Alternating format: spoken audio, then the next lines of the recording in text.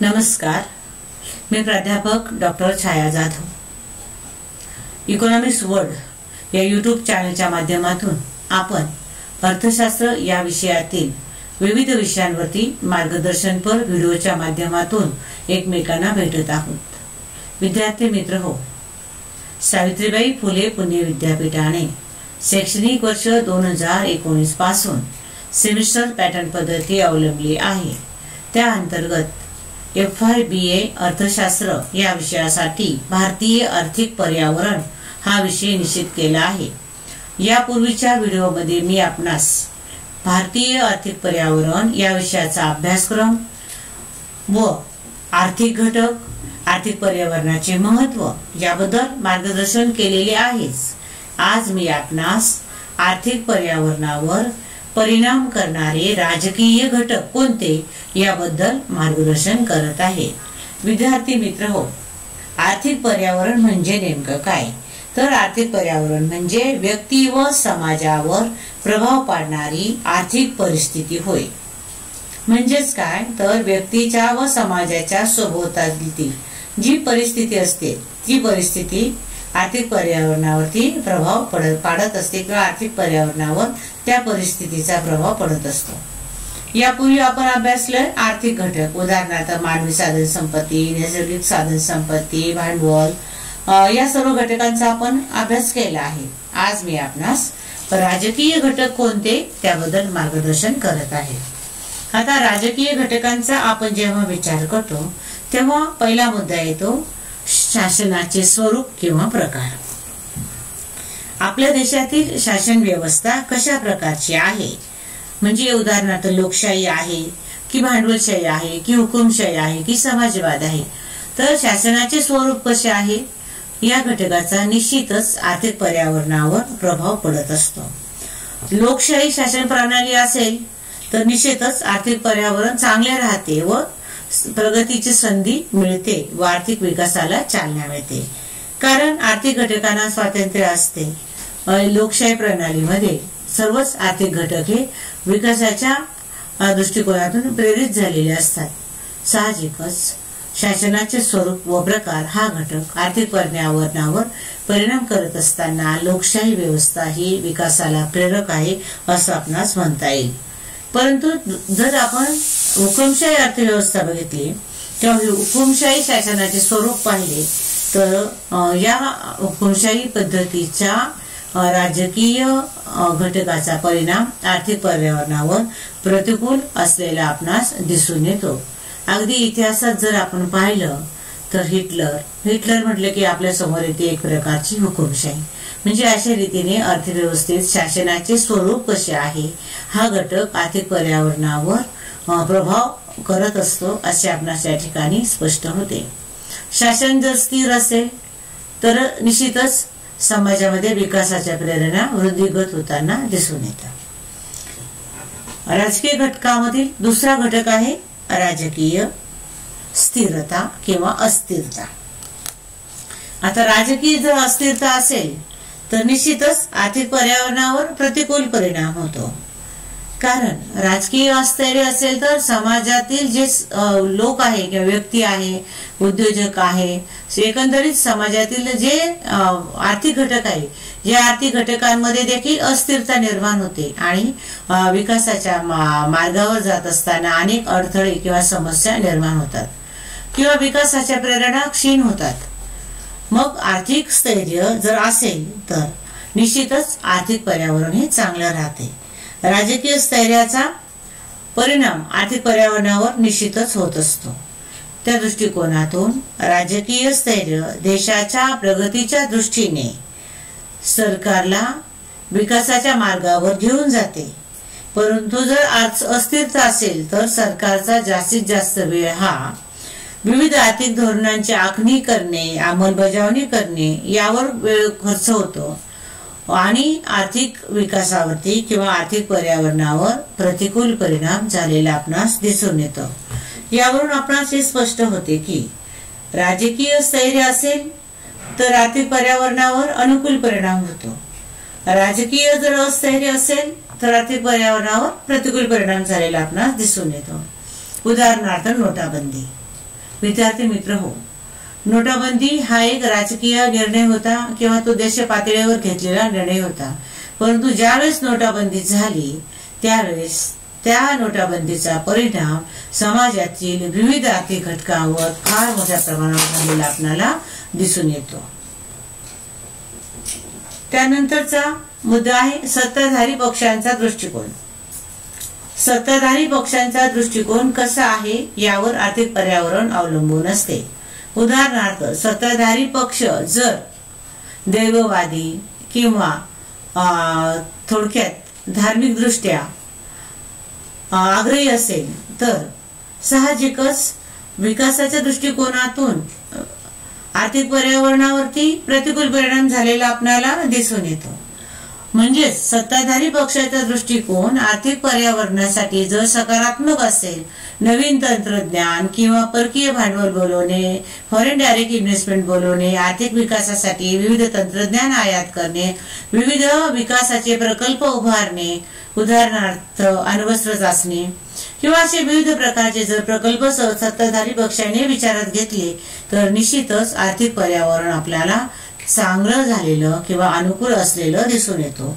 थोडक्यात काय तर सत्ताधारी पक्षाचा दृष्टिकोन कसा आहे हा घटक आर्थिक पर्यावरणावरती परिणाम करत असतो. त्यानंतर आहे ते म्हणजे विरोधी पक्षाची शक्ती. विद्यार्थी मित्र हो, आपणास ज्ञातच आहे की ज्यावेळेस सरकार स्थापन होतो त्या सरकार स्थापन असताना सत्ताधारी पक्ष आणि विरोधी पक्ष कार्यरत असतो. आता विरोधी पक्ष आणि सत्ताधारी पक्ष या दोन्ही पक्षांमध्ये जर एक त्यांची भूमिका कशी आहे यावर देशातील आर्थिक पर्यावरण अवलंबून असतो. आता जर सत्ताधारी पक्ष अधिक सक्षम आणि भक्कम असेल तर आर्थिक पर्यावरण चांगलं राहतं. परंतु जर विरोधी पक्ष अधिक सक्षम आणि भक्कम असेल तर साहजिकच आर्थिक पर्यावरणावर या घटकाचा देखील परिणाम होत असतो.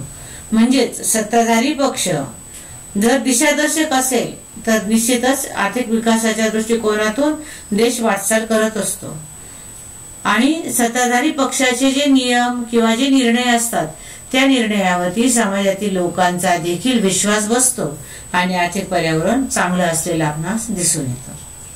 पुढचा मुद्दा आहे नोकरशाहीची भूमिका. विद्यार्थी मित्र हो, कुठलेही सरकार ज्यावेळेस कार्यरत असतं त्यावेळेस नोकरशाही अत्यंत महत्वाची भूमिका बजावत असते. तर अशा प्रकारची ही जी नोकरशाही आहे या नोकरशाहीची भूमिका कशी आहे यावर देखील आर्थिक पर्यावरण हे निश्चितच प्रभावशाली किंवा परिणाम ठरत असतं. ज्यावेळेस सरकारकडून विविध नियम आणि कायदे यांची अंमलबजावणी केली जाते तर हे नियम आणि कायद्याची अंमलबजावणी ज्यावेळेस सरकार करतं तर त्या नियमांची कार्यवाही करणं किंवा ते नियम स्वीकारून आपली भूमिका पार पाडणं ही गोष्ट ही बाब नोकरशाहीच्या हातात असते. जर नोकरशाहीतील कर्मचारी भ्रष्ट असतील किंवा भ्रष्टाचार करणारे असतील तर निश्चितच सरकारच्या नियमांची आणि कायद्यांची अंमलबजावणी चांगल्या प्रकारे होऊ शकत नाही. परंतु जर प्रामाणिक अधिकारी असतील, प्रामाणिक नोकरशाही असेल, कर्तव्यदक्ष अधिकारी असतील तर निश्चितच सरकारच्या नियमांची अधिक चांगल्या प्रकारे अंमलबजावणी होते व या सर्वच घटकाचा परिणाम आर्थिक पर्यावरणावर सकारात्मक झालेला दिसून येतो. या उलट जर प्रशासन अकार्यक्षम असेल तर आर्थिक पर्यावरणावर प्रतिकूल परिणाम झालेला आपणास दिसून येतो. उदाहरणार्थ भ्रष्टाचार. जर भ्रष्टाचारी नोकरशाही असेल तर साहजिकच समाजावरती किंवा आर्थिक पर्यावरणावरती प्रतिकूल परिणाम आपल्याला दिसून येतो. त्यानंतर पुढचा जो मुद्दा आहे तो सरकारची पारदर्शकता. विद्यार्थी मित्र हो, समाजातील जे लोक असतात त्या लोकांचा सरकारबद्दल त्या लोकांना सरकारच्या बद्दल किती विश्वास आहे ही गोष्ट खूपच महत्वाची असते.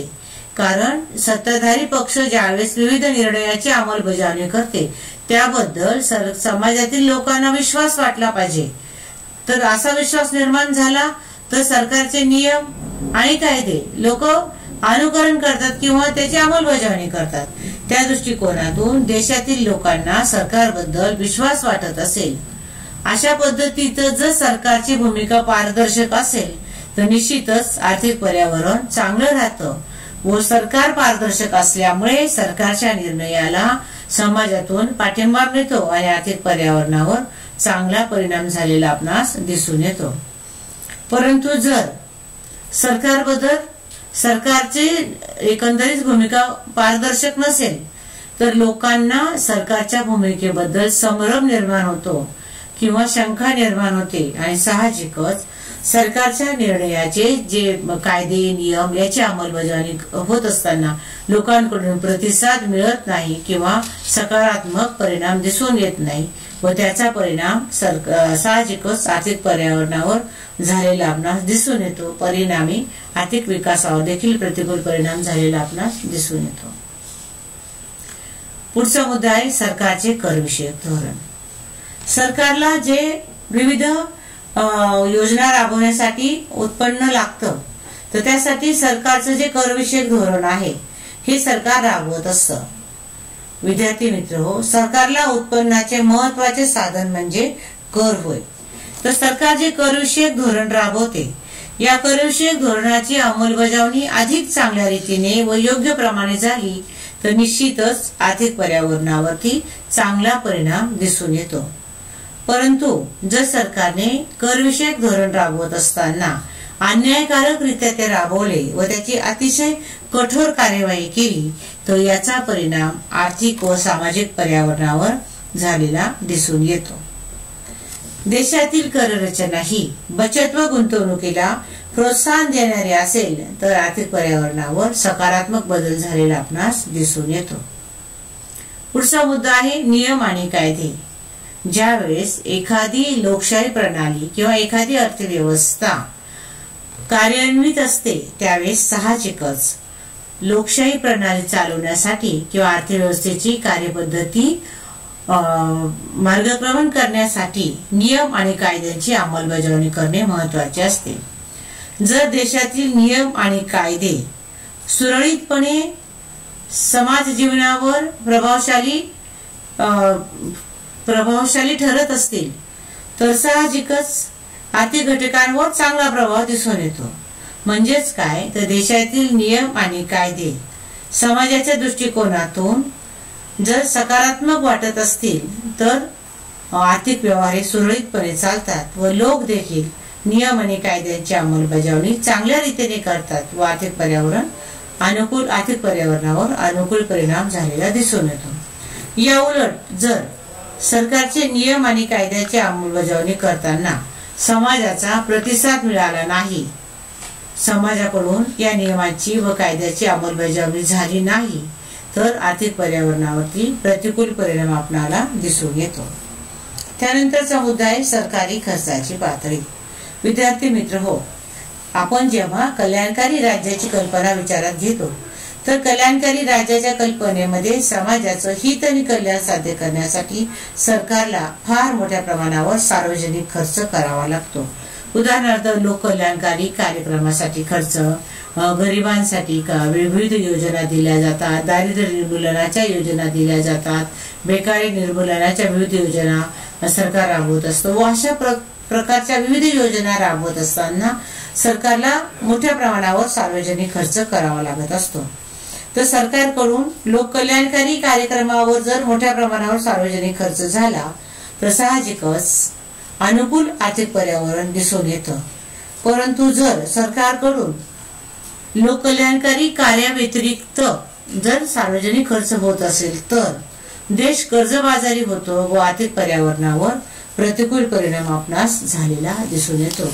विद्यार्थी मित्र हो, आपण अभ्यासत आहोत आर्थिक पर्यावरणावर परिणाम करणारे राजकीय घटक। सारांशाने आपण असं म्हणू, शासनाचे स्वरूप कसे आहे यावर आर्थिक पर्यावरण अवलंबून असतं। राजकीय अस्थिरता, सत्ताधारी पक्षांचा दृष्टिकोन, विरोधी पक्षाची शक्ती, नोकरशाहीची भूमिका, सरकारची पारदर्शकता, सरकारचे करविषयक धोरण, सरकारने राबविलेले नियम व कायदे आणि सार्वजनिक खर्चाची पातळी या सर्वच घटकांचा आर्थिक पर्यावरणावर परिणाम होत असतो व त्यानुसार आर्थिक पर्यावरणावरती सकारात्मक किंवा नकारात्मक बदल झालेले आपणास दिसून येतात। जर राजकीय घटक चांगल्या प्रकारचे असतील तर निश्चितच आर्थिक पर्यावरणावर चांगला प्रभाव पडलेला आपणास दिसून येतो।